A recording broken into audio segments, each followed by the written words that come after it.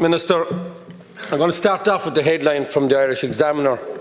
HSE warns it cannot fill vacancies even with agency as staff shortages crisis deepens.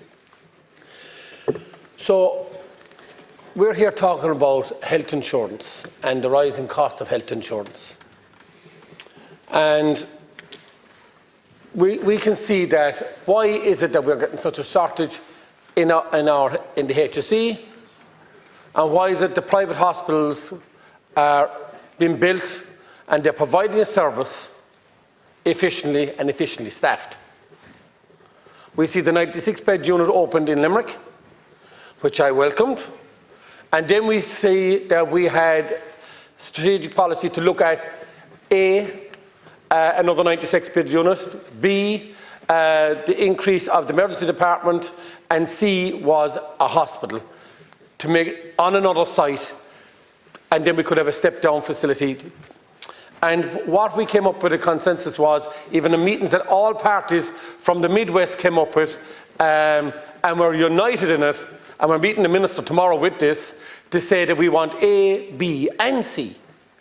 Now, we've had a private hospital built in Limerick 16 months from the time they turned the sod to the time they finished. Built on budget, on time. We're looking at our children's hospital, gone 1.2 billion over budget.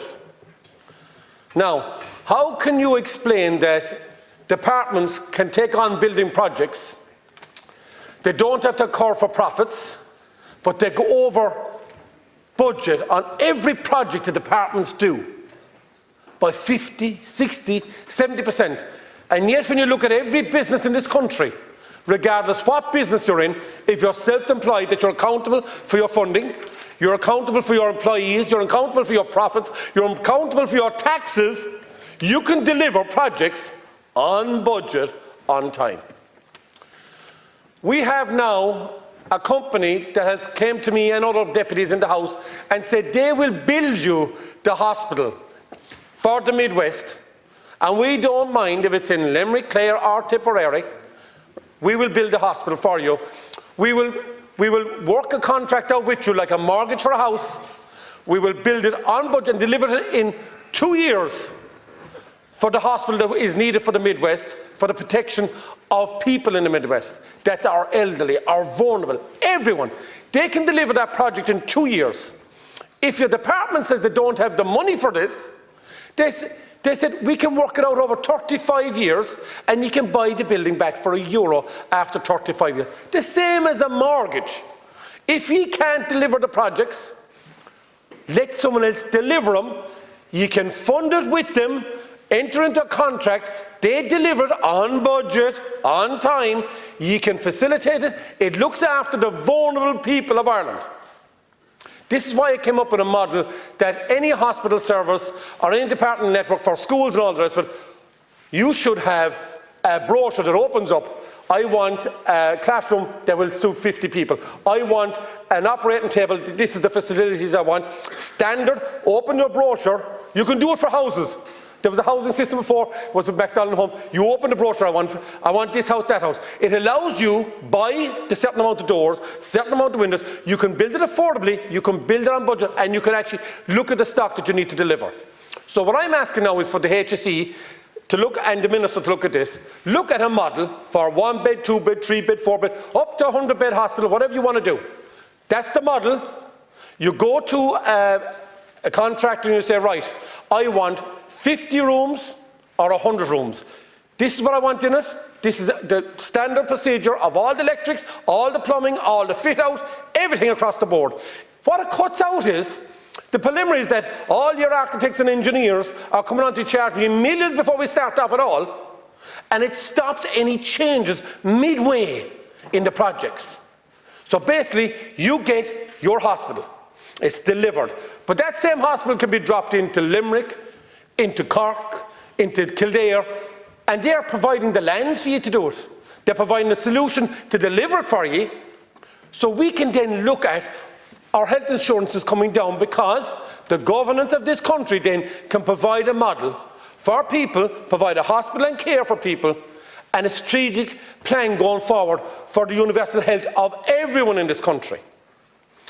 Why do I talk like this? I'm in business all my life. I'm self-employed all my life. My downtime last week, what did I do? For my headspace, I went laying a few blocks. Why? I'm a block layer by trade. I know what I'm talking about. I'm also a businessman. I have employees, and if I was in any other county, including Donegal, I would have got paid an awful lot more for doing what I was doing than what I do to be here. But the reason I'm here is to protect people. It's not about money. It's about protecting and putting procedures in place using the experience that I have as a taxpayer, as an employer, having employees all my life.